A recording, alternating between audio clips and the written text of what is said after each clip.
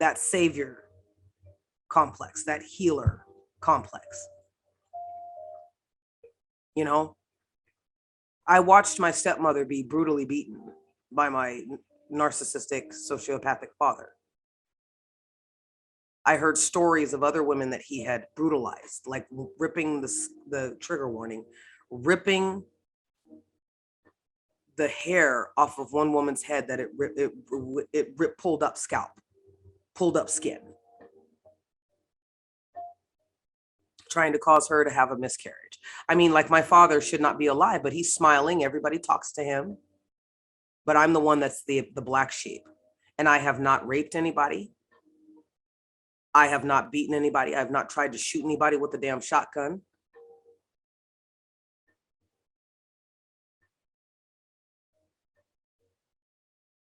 You know, I've not stolen money. I've not cheated.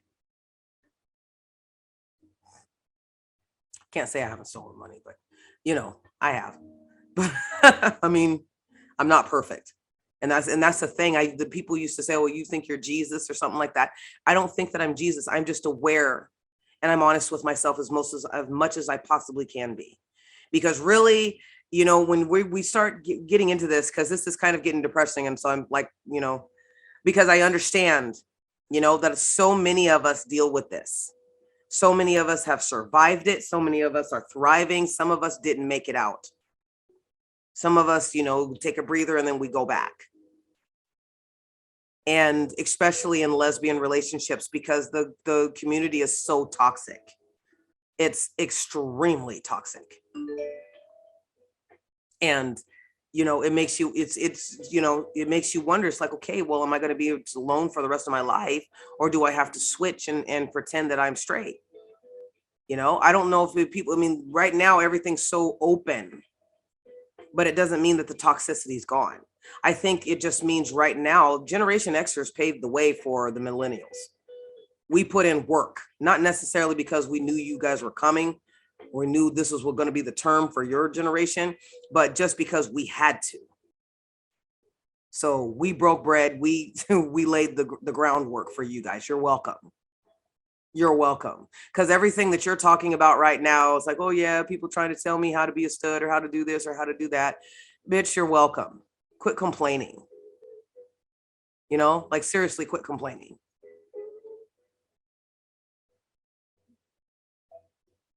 Prosperity, leave her alone. So, you know, where we dealt with these things. It's like, no, I don't think that I'm perfect. I don't think that I'm Christ. I just think that I'm aware. And that's a good thing for everybody to be aware. If more people were aware of the patterns, the toxic patterns of survival that they're still holding on to, we could have healthier relationships. We could meet healthier people. You know what I mean? It's not so. I remember when I went to, and I was thinking about this the other day at work, when I went to anger management, I was in foster care. I went through to anger management. They sent, because I was an angry black child, right? Angry black female. They sent, and I was mad. I had spent 8 years with people trying, my own family, blood, trying to kill me. You know? So yes, I was mad because I didn't know how to process it. And I was in a white supremacist house, foster care. I had several foster homes, all white. You know, where some of them wanted to have sex with me, some of them wanted to you know, exploit me, some of them wanted to beat me, some, you know what I mean, someone wanted to condition me. It was weird. I did not have a voice. I did not have a safe space to be a person of color. That's why, and I don't like the term person of color anymore, because there are people who are under the who step up under the umbrella when the rains and the storm starts to come, and then pop out when it's time to collect, you know, from the harvest from it. While most of us are still having to stay put. You know, people grafted themselves in. Asian, whites, and Hispanics grafted themselves into being people of color when Black women were talking. Affirmative action was coined that by a Hispanic lady, senator or somebody. You know, I mean, like you guys really have to start doing research before you just, oh yes, everybody's going to join in and this is intersectionality and doesn't know. Like, you know, with Uma Thurman and all that and whoever, Pross, I'm not playing with you. Leave her alone. And those senators who are corrupt, but everybody's gravitating towards them. You know what I mean? And this is what we have in the gay community too, in the lesbian community, where it's like, okay, well, if somebody resembles something, or you know, Adele is all of a sudden black because she's sleeping with a black man. JoJo's black because she's sleeping with a black man. Kehlani's black because she's sleeping with a black man. You know what I mean? Well, it's just so much more than that. We were so quick to label somebody because they get a smidget close to what we're familiar with, and then we're hoping that okay, that maybe that will grow, and when it never does, instead of being groundbreakers ourselves, you know.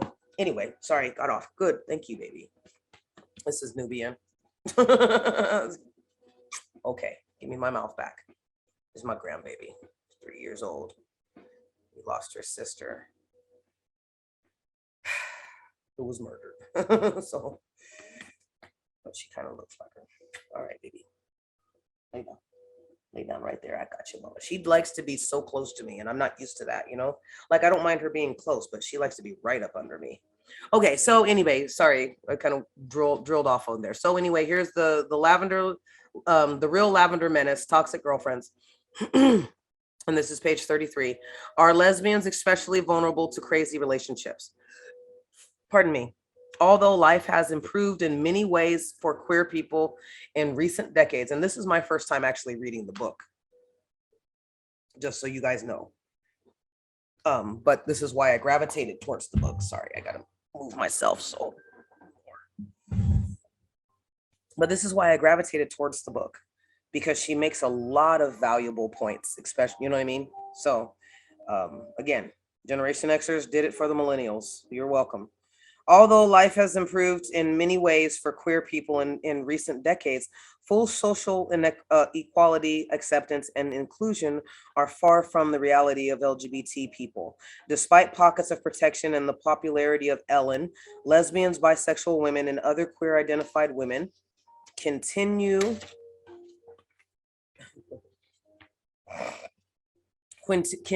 to experience anti-lesbian and gender-biased violence. Now, let me see when this was written, because she's quoting. So this is copyright 2014, Next Generation Books, Madison, Wisconsin. So that's when this is copyrighted, 2014. So if you go with the struggle of gay, you know, being legally able to marry, when that happened, and then now, you know. So anyway, to experience anti-lesbian and gender-based violence, stigma, and discrimination. Like other social minorities, we often maintain public silence about toxic relationships within our communities.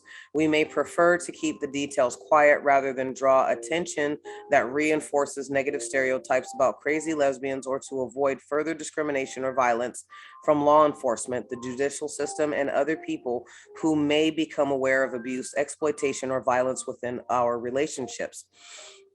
So, as a result, we often remain unaware of the high rates of abuse in lesbian relationships, or dismiss the significance, assuming that it isn't damaging to its victims. We even use the phrases lesbian drama, like the L word. Like they really did. The L word, to me, in my opinion, did more damage than anything, because all she did was adhere to racial, patriarchal, stereotypes. And then she had these weird, oddly placed plugs from, I guess her little queer educated friends, like it just didn't make sense. I mean, it was very uncomfortable to watch. It literally took me like 2 years to go through the seasons, because I was just like, I am so tired of this already. Like, this is not how lesbian relationships are. Well, we had to pitch it to the thing. Well, then you should have just tried to make it on your own. If you were really true about being authentic, I'm writing a script right now. I don't plan on pitching it to Hollywood, because I know that they're not there for me. I don't care how many Issa Raes there are. I'm not selling my soul, number one. Number two, I don't, this is not for Jewish male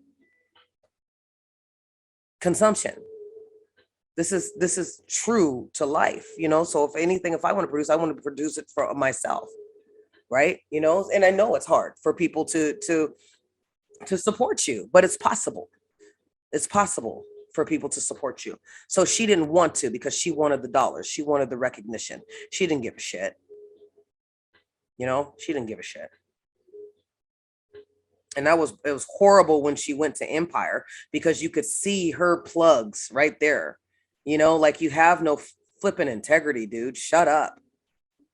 I mean, just like she's, and then this other L word generation something out Y or whatever, that was like for punk rockers or something. It seemed like, I just watched a few trailers and I was like, okay, like, is this supposed to be what is this? I love Ali, Jennifer Beal, absolutely love her, queen. But I can't watch this crap's coming up, because now not only the first L word, all that disaster was geared towards white lesbians, Jewish lesbians. This one seems to be geared towards Latinas, from what I've seen, the little snippets of what I've seen, right? Like, and light skin. Do you know what I mean? So it's like, what is the colorism about? I haven't watched it, but my gut's like, ugh. I'm good. I'm really good. There's some good indie, independent ones on YouTube that are better than this. It's just like, I don't. As far as she goes, the woman that did L Word, I forget her name, but she's just. I think that she's just. I think she's just a parasite. You're just lazy. You didn't have. There have been lesbian movies out and TV shows out before you even came along, and and thought about doing the L Word, and you gave us this. And Jenny is that cluster B personality. Is that in a, I mean, that whole cocktail. I mean, that's what I thought, maybe after, when I finally watched, I said, well, maybe that was what it was about. She was talking, okay, we're all living our lives, and then we have this cluster B personality come in and destroy all of us. Go back and watch Jenny, and go back and watch it again and see if the characteristics and tactics of the cluster Bs that you've been narcissist, all that were not her. Because after a while, everybody had to start catering to her. It was craziness. Anyway, so let me reread this again. Sorry, guys.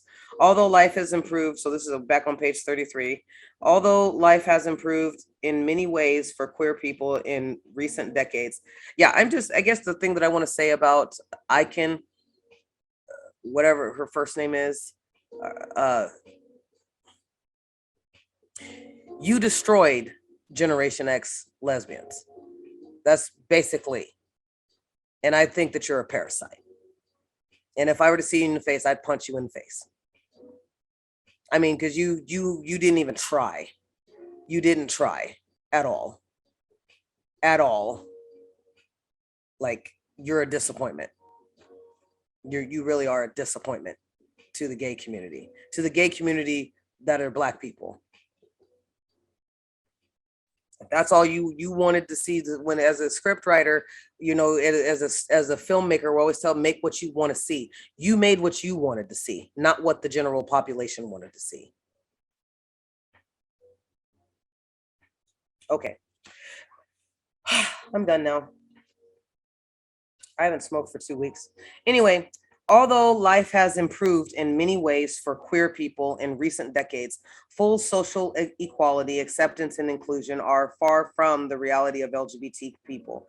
Despite pockets of protection and the popularity of Ellen, which nothing to do, I mean, anyway, lesbians, bisexual women, and other queer identified women continue to experience anti-lesbian and gender-biased violence, stigma, and discrimination.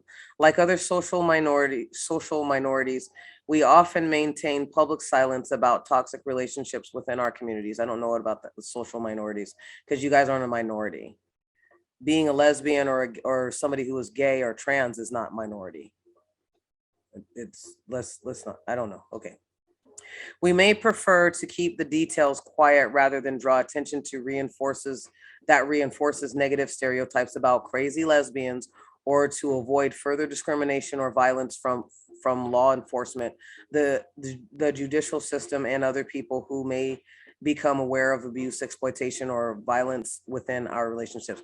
The drop a comment in the comment section if you guys what do you guys think about what I just read? It's not sitting right with me, but because I'm not understanding. But I guess because I see it in a different way, but I'll continue. As a result, we often remain unaware of the high rates of abuse in lesbian relationships or dismiss its significance, assuming that it isn't damaging to its victims.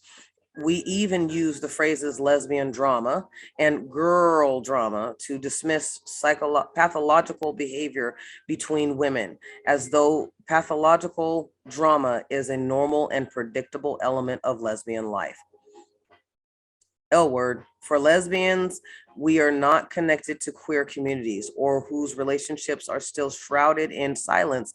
Isolation and invisibility make it harder to assess whether toxic girlfriends are simply part of the territory or whether it's appropriate to hold same sex partners to standards of behavior that would be supported by the general culture. And as I said, I tapped out. I couldn't take any more. I couldn't take any more of the damn drama, like being forced to be a fag hag, which is what we said, back in the day. Don't flag me because I'm saying this. I'm like I said, I'm Generation X. This is what other gays called women, or even other lesbians who were with them all the time. That's what they said. Look it up. So, I mean, or you go into isolation because you don't want the drama. Because a lot of people are drinking and doing drugs because they've come from traumatic childhoods. And nobody really wants to go to counseling. They don't want that stigma of, being different or whatever. So they self-medicate. And it's hard. I mean, because I self-medicated, but then, for a few years, but yeah, I gotta agree with her. Like, I just tapped out. I couldn't take anymore. It's like, you know what? I'm just here about love. That's it. I just want to be with somebody who's going to make life more purposeful for me. It's going to be I'm good by myself, but when you're in it, my life is better. You enhance me, and hopefully I enhance you. If I don't, then you need to tell me. Right? So, da da da. Despite I'll read that again. As a result, we often remain unaware of the high rates of abuse in lesbian relationships or dismiss its significance, assuming, that it isn't damaging to its victims. Okay, we even use the phrases lesbian drama or girl drama to dismiss pathological behavior between women, as though pathological drama is a normal or predictable, element of lesbian life. Pardon me. For lesbians who are not connected to queer communities or whose relationships are still shrouded in silence, isolation and invisibility make it harder to assess whether toxic girlfriends are simply part of the territory or whether it's appropriate to hold same-sex partners to standards of behavior that would be supported by the general culture. Despite this public invisibility, social science research consistently tells us that rates of a wide range of verbal, emotional, and physical abuse in women's same-sex relationships equal or exceed the frequency and forms of abuse in heterosexual relationships. Burke and Follingstad, 1999, Renzetti, 1992, Terrell, 2000, Mizzy and Shackelford, 2008. Although research confirms that murder rates in lesbian relationships are far lower, not today, far lower than those in heterosexual and gay male couples, Studies focus on abusive behavior document that nearly half of the lesbian couples surveyed acknowledged that at least one partner had used some form of physical aggression during a conflict within the previous year. In addition, they reported very high rates of verbal abuse and aggression, although ensuring that lesbian and gay research samples represent the general population is notoriously difficult, and it is possible that the findings reported in these studies are skewed. Every study to date that has looked at abuse in lesbian relationships finds patterns of both emotional and physical violence that contradict the stereotype of the conflict-free, cooperative, emotionally literate, egalitarian lesbian relationship. Every study to date that has looked at abuse in lesbian relationships finds patterns of both emotional and physical violence that contradict the stereotype of the conflict-free, cooperative, emotionally literate, egalitarian lesbian relationship. And that is true. Truer words have never been spoken. Yes. People across, and what has gotten me, because with the sexual ambiguity also comes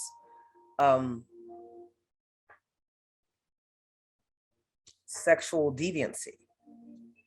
And that's really hard to digest, that women are heading this up. Like, I know 3 women who are sex offenders. They've never been caught. They didn't go to jail or receive nothing for being sex offenders. But because they had an interaction with me, and I could, you know what I mean? You just know the signs. It's like, oh my gosh, and certain things come out. Like I said, you can't mess with somebody who's at that higher level and just has a sense of knowing, which is, it's crazy, because it's not the compassion. It's really hard to think about, So I understand that people across all sexual identity groups have toxic relationships. So lesbians are neither unique or immune. We may, however, collectively be more vulnerable to cultivating such relationships, and we may have greater difficulty exiting them quickly and with ease. The premise of this book is that we should not settle for relationships that are anything less than healthy, happy, and functional. As minority people, I don't like her using that term, because it's being gay and lesbian, and you're not a minority. You're not. And I know everybody wants to jump on that bandwagon, but please don't. And this was in 2014.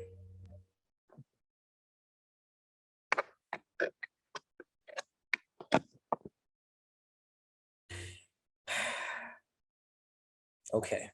So my microphone is back on. I bumped this a little bit, and it's, it goes. So anyway, yeah. Okay. So here we go. I don't like I said, I don't like that term being used. They use it for everything. You're not a minority. Most people are about 90% of the population, as was said at one point, if you read certain books, to be bisexual. I remember when Rosario Dawson came out, and or she didn't come out, somebody just said that she said, and notice how they never really interview her. I've never seen a real interview of her. You have to go searching for it. Like, she keeps herself very hidden and scrubbed, which is her business. But I remember when she said, she wanted to jump on the bandwagon, I guess, of being a part of the lesbian group, and everybody, Kalani and all these millennials are coming out. I'm gay, I'm poly, I'm this, I'm that. But then they go back and sleep with women or men and get married to men. See, that's the toxicity that I grew up with, where you would have these bisexual, predators, these females who were covert narcissists and bisexuals, and they would just treat you like how a cluster B personality treats them. Like, we don't care. We just got through those stories. Like, we don't give a shit about you. Where you are literally we're the succubus, and we're going to drain you. And then we're going to go back to our happy heterosexual life, where we're safe and we're protected. We may not be totally happy, but we have what the Joneses have, you know? So when Rosario was like, "Oh yeah, I'm bisexual, but I've never been with a woman," because you didn't want to. I don't believe that that's true, but you know, to each his own. But if you tell me that at this age, in your 40s, and you ain't never been with a woman, but you're claiming that you're bisexual, and you haven't always been, I mean, she's been basically going after directors and producers. So to try and strap one of them down, she finally went for a senator, you know? Yay, kudos. Oh God, people, dude. Anyway, people across all sexual identity groups have toxic relationships. So lesbian, and I like her, but I thought that was like, what did you just say? And because it's not coming from her mouth, you know, you're kind of like, I saw a video where I was pretty sure, girl, don't let them tell on you some wrong stuff.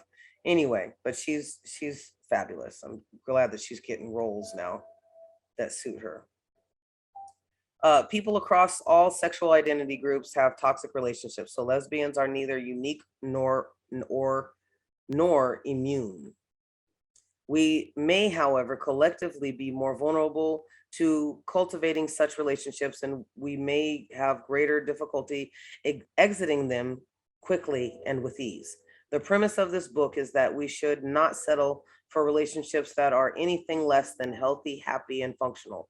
As minority people, we daily face systematic social stresses, or relationships with each other need or our relationships with each other need to be places to rest and need to be places to rest and recharge, places to feel solidarity and ease, places to feel safe, inspired, and welcome.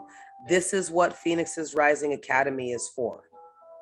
Especially, it's like, I don't care who joins. I'm not going to stop people from joining, but I am focused on those who are underrepresented: Black, female, lesbians, and trans women, you know? So I'm not going to debate about it. I don't care what anybody else thinks about it. I want everybody to feel safe in this space, this online space, this online, you know, academy, to getting to your authentic self and making sure that you are no longer a pawn in some narcissist cluster B personalities game. Plugging in my laptop, you know, because it's serious.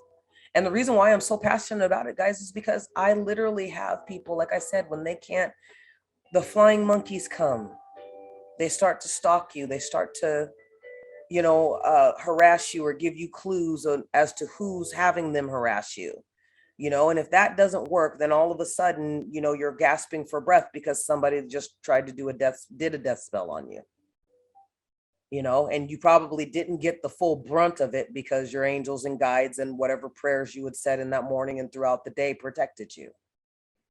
So that's why for me, it's not, I know that it's not just your sexual orientation, but there a lot of elements can be the reason, different elements can be the reason why, right? If you aren't secure in your sexual orientation and you have abandonment issues and you don't want to be alone, you know, you don't know what to do, you don't want to be, you know, all of a sudden be straight, you know, just to fit in. You want to be true to yourself, but you keep you keep these people who are sick, you know, and demented, and take you for everything that you're worth, keep replying to your ads or whatnot. Then you need to figure that out. You need to be in a safe space with other people who are surviving and thriving or transitioning. And that's what Phoenix's Rising Academy is about. That's what the 8-week online course is about. Getting you to recognize what cluster B personalities are and their tactics, and then how that has played out in your life to where now you are acting lower than who you really are. And we go through the 4 steps: reveal, heal, grow, and show, to unpack that and clear all that wreckage and uproot all those trauma bonds so that you can see yourself clearly. Then the next step will be, what do you want to do? You know, how do you maintenance? How do you love yourself? How do you renew your mind? That's all in this 8-week course that I am going through it with you guys. And on top of that, you guys get 60 minutes free of a session with me. Then I can do an intake, which I will do an intake with you guys, and then we'll just try to address where you want, what your need is. We'll triage it. What are you working on now? Right? That's $90. This course was $200. It's down 25% for the holidays and for the new year. So, which means that you can make 3 payments or a one-time payment of $150. You can make 3 monthly payments. So $50 can get you in the door, and after that, your credit card will be charged, 2 more months. You can't beat that. Clearly, this is an $800 or more course, but I'm making it available for everybody. I show up and I show out. I've had my heart on my sleeves. I've told you guys stories of the crap that I've been through, what I'm still going through in some cases, right? Because cluster B people, like this woman said, she was like trying to sabotage everything that she was doing, making sure that she wasn't getting into a relationship. I haven't dated anybody since I have been in this area, in this city. Have not dated anybody. One person when I first got here, and that didn't last long, and she had a cluster B personality. She was literally a sociopath. I mean, she was crazy, And so I stopped. I just I'm not going to do anymore. But you have people here where I'm at a lot. This witchcraft is where it's at. And it was here before I got here. And, which is why I'm experiencing it so much. It's not that I haven't met cluster B personalities. I just haven't met the narcissistic spiritualists, the witches, the people who call themselves witches. And you can call yourself whatever you want. But the fact of the matter is that when you engage in trying to manipulate somebody or kill somebody, like literally kill somebody, doing death spells on people. So, people are talking about it now. I have stories to tell from 2 days ago. So I feel that I have what many people need in a transformational coach, a NARC coach, because I have had multiple experiences of a variety of experiences that I have survived and grown, gotten knowledge about and gained wisdom on, which has made me stronger. It's a difference when you've been gang stalked for 10 years, but when they see you coming, they're parting ways and making sure that they're nodding at you. See, that's power. And that's not power of myself. That's power from my spirit, right? That's not, it's the work that I have done that radiates outside of me that lets people know, no. Even the witches who are dealing with it and come back around, send somebody to see, okay, did the death spell work? Did they actually die? I've heard in my head, felt the heat on the back of my head, back of my neck, whatever, the voodoo dolls being pricked in the body or parts of my body and stuff like that. I mean, I wouldn't know about any of that unless it was actually happening energetically. Try going through life and being positive and still doing what you've been doing, coming from the streets and being, in some type of housing, but having somebody who is so jealous of you because they think you're getting more than them. They wanted you to die on the streets. They wanted to basically pick at your carcass. Imagine having a city that won't let you be, where everybody knows your business before you know your business. When I called the ambulance, when I called 911, for health reasons, for witchcraft reasons. When I called them the next day, because I think I had to go to work, you know what I'm saying? It's like, I still have to work. Dead or alive, I still got to go, you know? So that's what I'm saying. This is not a joke. This is not a game for me. So yes, I do. I mean, there's compensation, and I know there's a lot of scammers out there, but I'm putting my life out there. I'm here for you because I made it through. This was what I'm supposed to do. I said, I just want to be a filmmaker. I just want to write scripts and, do whatever, not to be a life coach or a motivational speaker or anything like that. But it makes sense as I look back on how, from being on the streets, sleeping in dirt and garbage and buildings and out of abandoned vehicles, that here I am now. And the only reason why I haven't personally reached where I wanted to reach was not because God didn't ordain it or that it wasn't coming. It's because when you have people who are jealous of you, they are throwing everything, and this bitch spins 24/7. 24/7. Not being able to rest because it's a narcissistic wound that I got off the streets. It's a narcissistic wound that I was not a prostitute, that I did not become drug addicted or alcohol addicted, that I could take it or leave it.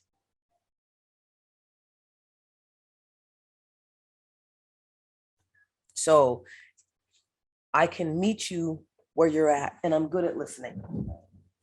My job is to listen and to guide you, to make you feel uncomfortable enough and confident enough that you have your own answers, and that, and to help you clear away that wreckage so you can get your own divine downloads clearly. Right? I sacrificed a lot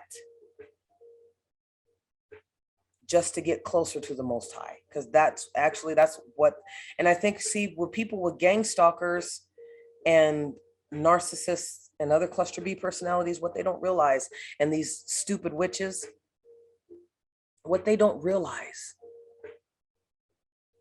we all gotta die. We all gotta die. I just chose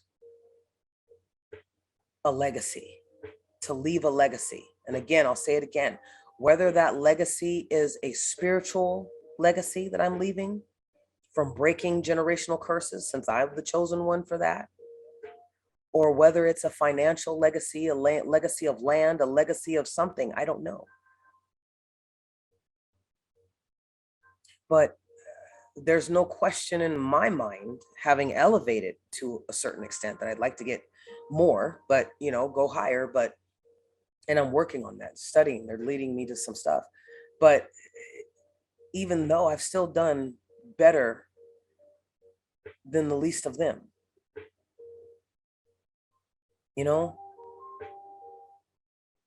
so yours isn't going to be that drier, that dire or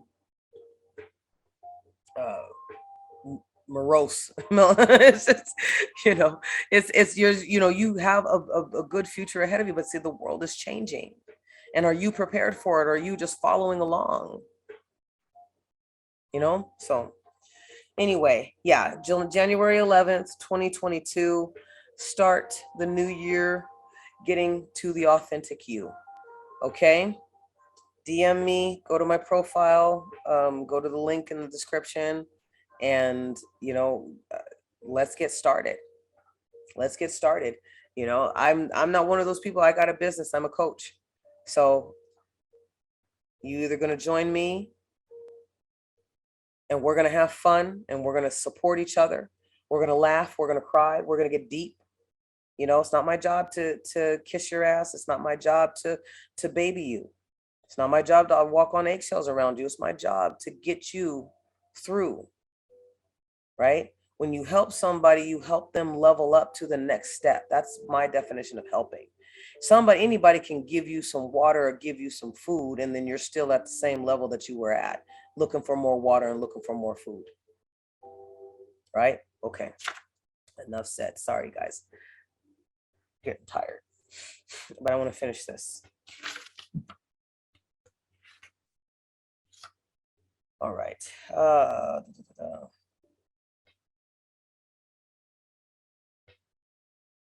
Humans are social creatures. We need people and we need to be needed by others. We are designed to connect to care, to need care. It is good for our blood pressure, good for our immune system, good for our physical hearts, and good for our souls to be in healthy relationships.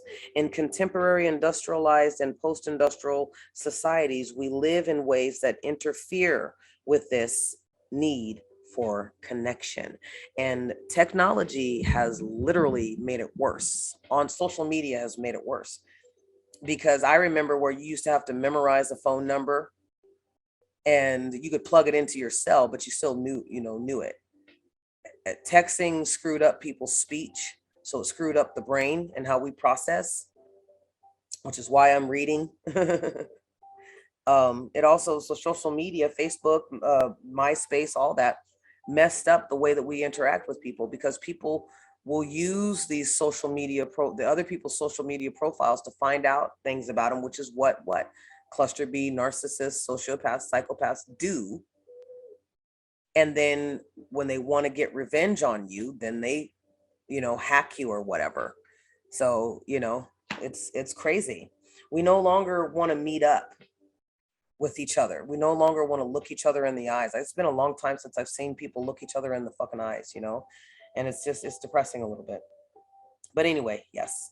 So technology has taken a lot from us as far as interpersonal relationships and how we interact with one another. And how, because I wonder now, it's like, how are people falling in love if you don't know that person? You're in love with a profile. You're in love with an avatar. So I guess that's where meta comes in. We What you doing, sexy love? Sorry, guys.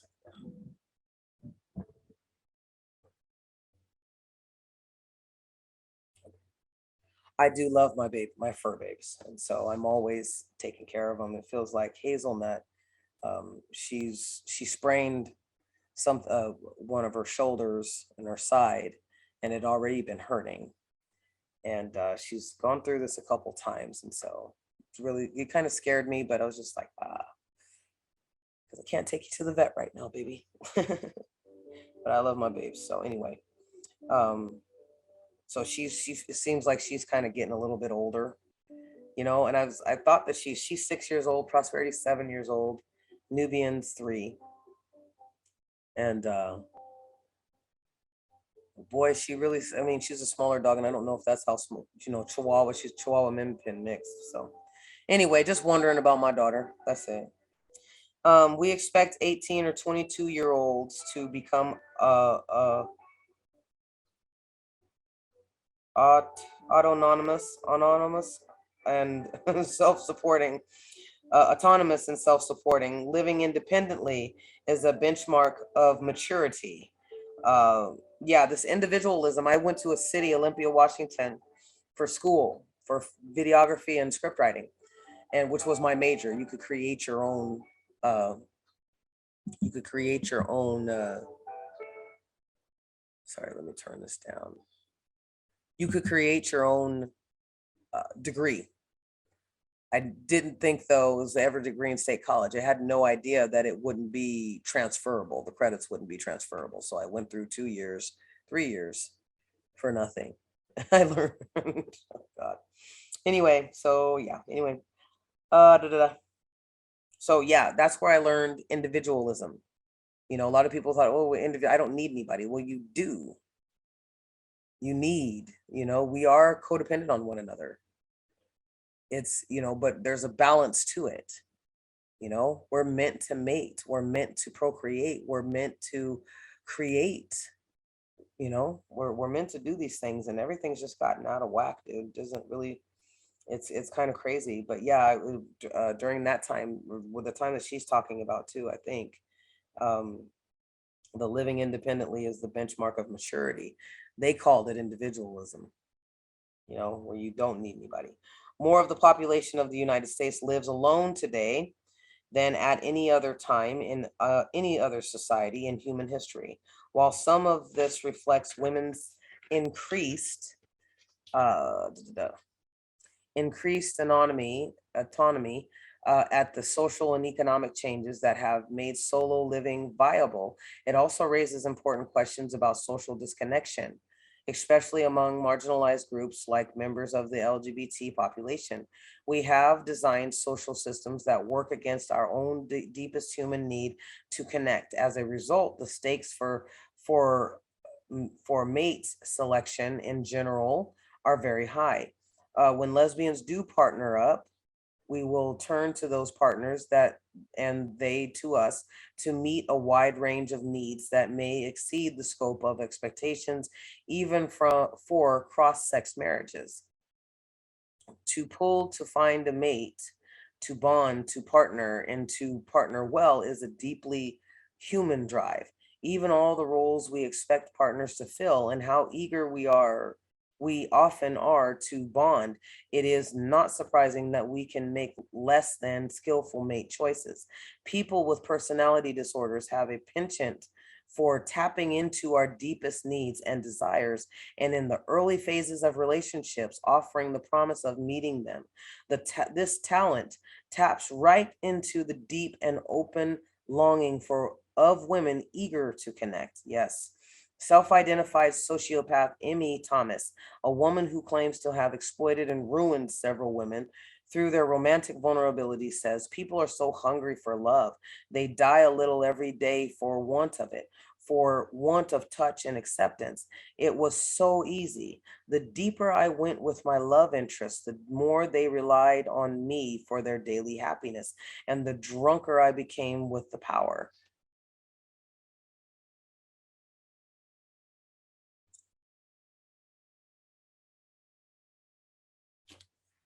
They don't feel like we do. They don't feel like we do. This woman is bragging about having power. Just, you know what I mean? Like, how much more confirmation do you guys need that there are people out here?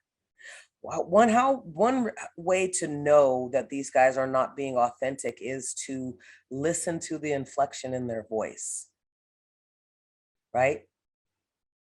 Because they want you to know that they don't give a shit about you, because that's the power that they have. They're power hungry, no matter what economic or class they come from or race that they are. They're power hungry, and they can't pretend very well to have empathy. So you have to listen closely. But yeah, nail on the head right there.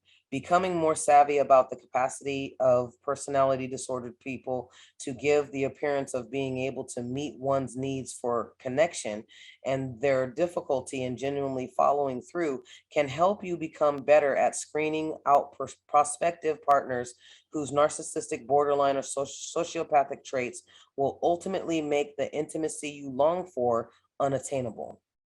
Understanding personality disordered patterns and how they affect relationship functioning will also save you time and energy, and perhaps save you from being further bruised or scarred, while freeing you to make intimate connections with a partner who has more capacity to connect deeply, richly, and with integrity. Lesbians and other women seeking relationships with women face special challenges in mate selection. Much of this is a matter of numbers or excuse me, of demographics. We often hear that 10% of any given population is gay or lesbian, but recent research puts the percentage of the lesbian, gay, and bisexual population at 3.5%, with the largest subgroup identifying as bisexual. See? Yes, 1.8%. And only 1.7 of the population of the US identifying as gay or lesbian, Gates 2011. That 1.7 is further subdivided into male and female populations, making the lesbian percentage of the US population less than 1%.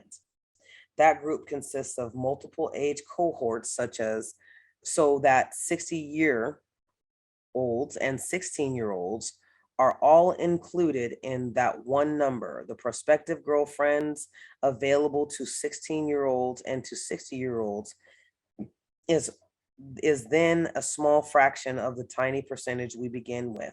Divide any particular woman's dating pool up further by elements that often result in good matches.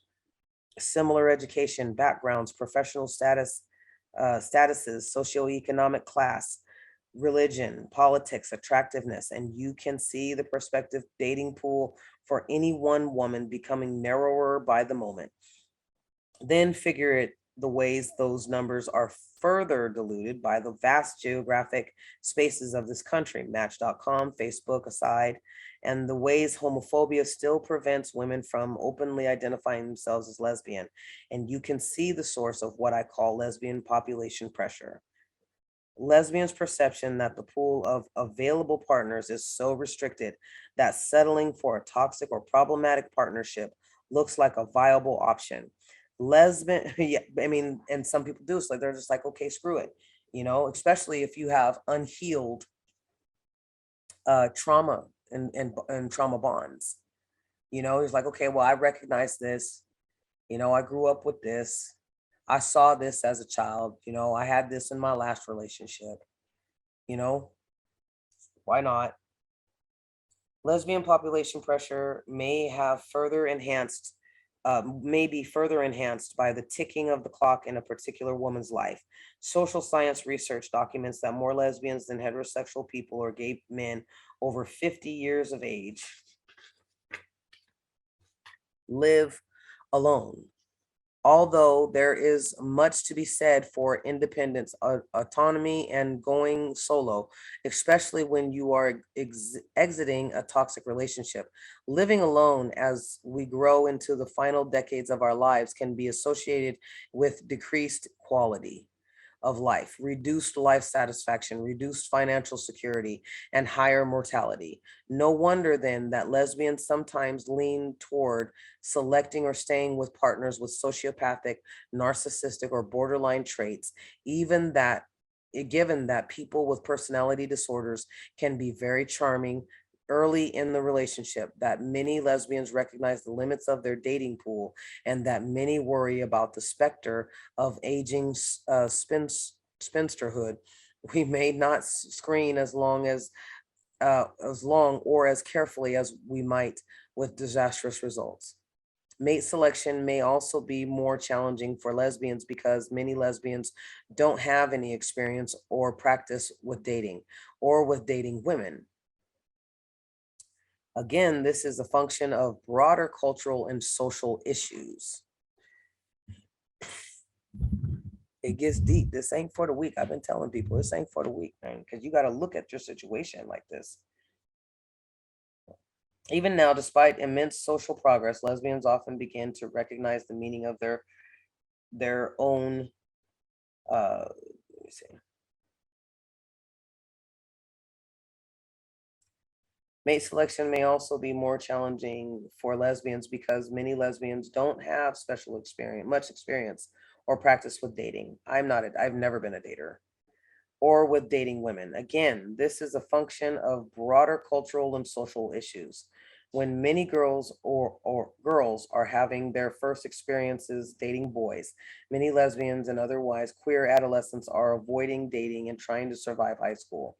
Even now, despite immense social progress, lesbians often begin to recognize the meaning of our own sexual attraction to girls in environments to which same-sex dating is invalidated or dangerous because of institutionalized homophobia and sexism. If, as adolescents, we have sexual experiences with other girls or become romantic girlfriends, those relationships are often in the closet, under wraps because of the vulnerability we feel as family members and high school students. As a result, Unlike many girls who date boys, we don't have the experience of processing crushes, young love, and budding romances with parents, friends, and classmates.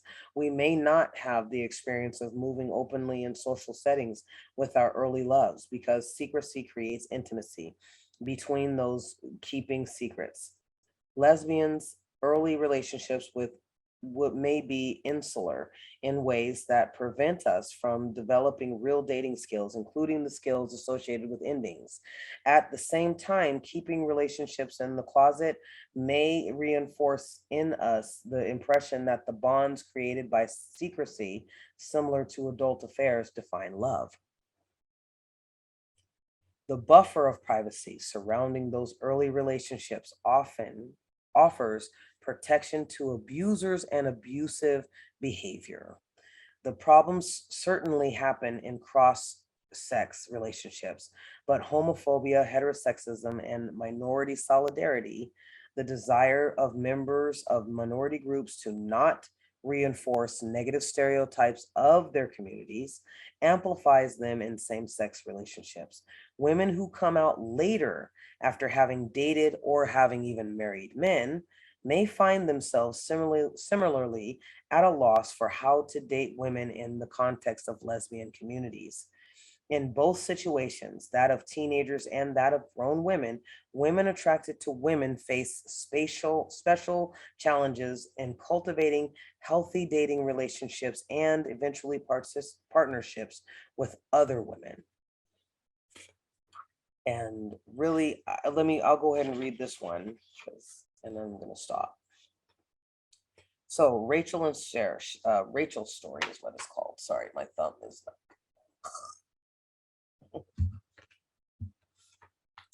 Rachel and Sarah, for example, found each other in high school and stayed together for several years before finding others with whom to socialize. Eventually, Rachel, who happened to be a minister's daughter, revealed that Sarah had been emotionally and physically abusive with her from the beginning of their very clandestine relationship.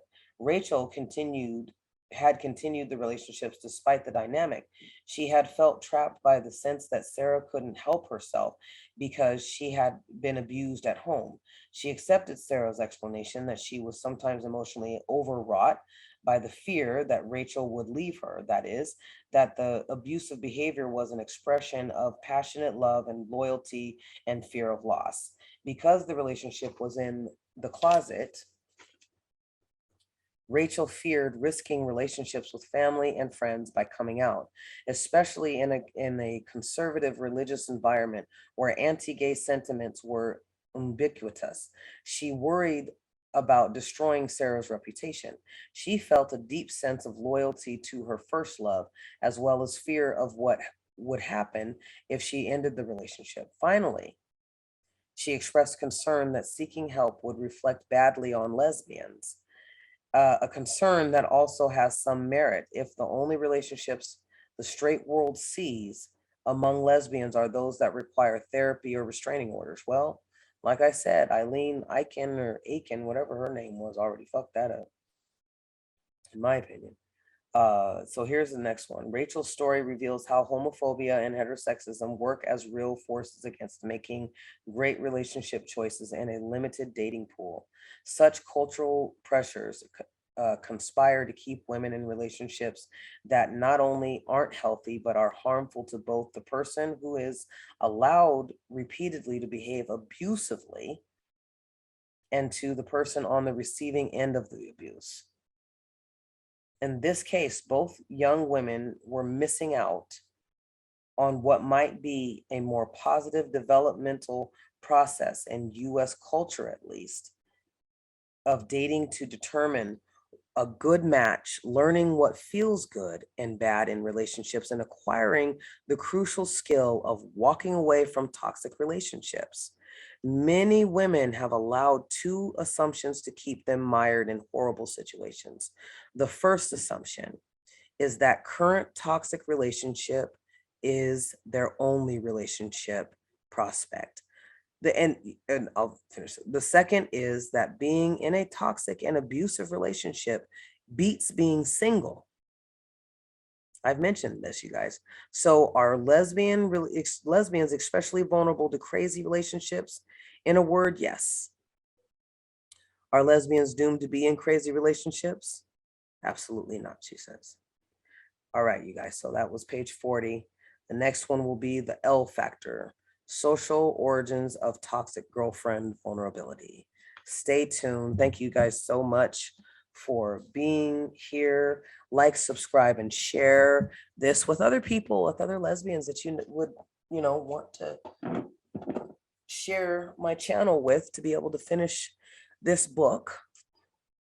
Because I wish that I would have had confirmation and expansion on what I was already feeling and sensing. Like I'm a hermit. I'm an introvert. So, and for all of the rest of us introverts, we know how hard it is. We don't do small talk. I don't need to speak unless I have actually something to say. My body will let me know that, you know, like, and, to be a lesbian, an open lesbian, I couldn't very well hide it, but I got a lot of crap, and I know that some people are still getting crap. Some people, have drastic things happen to them, and so they will take being in a relationship, because it's like, okay, I'm flexible, I'm resilient, I know, because I grew up with this, or I did this, and I don't have much. And as I was saying, especially as somebody who's Black, I don't consider LGBTQ to be, unless you are a person of color, really specifically Black, you know not to take away from the family that has been abused and murdered, uh like Matthew Shepard. But it's hard, where we think, okay, well, I'm never gonna find anybody, or we, it's like, okay, well, fuck, I might as well just date men, because I can get, what I mean, I can get my ass beat by a man too, and that's why I don't do gender rules.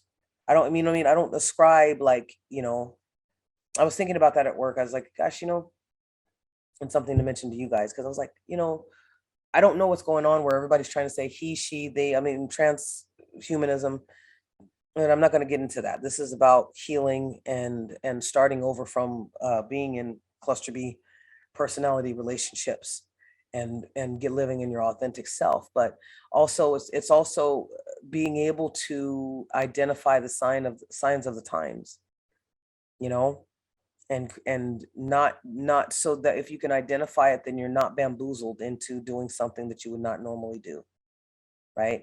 And with all these terms, like, well, what are your pronouns? And like, who would think about that? It's like, okay, are you stud? Because we, Generation X, was dealing with, are you stud, femme, butch, stem? It's like, I know that's not my name, you know. So anyway, I look forward to reading more with you guys, and please comment below. Let me know if this is hitting home with you guys. Also, again, January 11th, the 4 Steps to Your Authentic Self and Breaking Free of Cluster B Personalities is launching. We will have an orientation at about 3 p.m. Pacific Standard Time. That's getting in 10 people. That's what I'm taking. You will be able to learn about cluster B personalities, also learn about what is it in you that is attracting them to you, and how to heal that so that you have the strength. Because when you have a healthy thinking, healthy spirit, and a healthy eating, living style, you're building an immunity to them, right? So I want to help you get there. Also, as a side bonus, it's usually costs $90, but I got $60 sessions where we can start working on, okay, how do I transition, showing you how to transition, how to heal, giving you guidance through that for the 8 weeks, right? While you're taking the course. And there's quizzes after each module. There's a workbook for you to download. All right. And we do meet through Zoom call. So update your email, and because that's when you're going to be. No, I'll send the notification to the email to participate in the Zoom call. If you don't send the email, if you don't get the email, you don't check your email, and knowing that it's going to be in an email, that's not my problem. This is, I am looking